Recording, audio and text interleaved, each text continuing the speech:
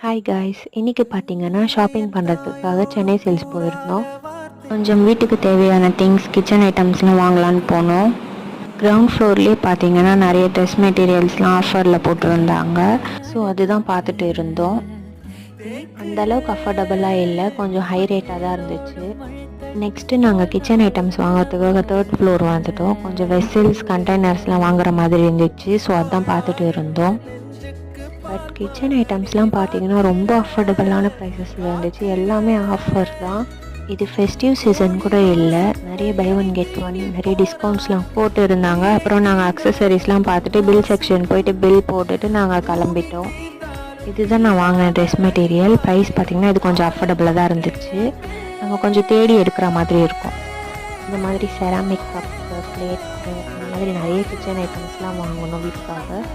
என் channel இப்போ தான் புதுசாக பார்க்குறீங்கன்னா சப்ஸ்கிரைப் பண்ணிக்கோங்க.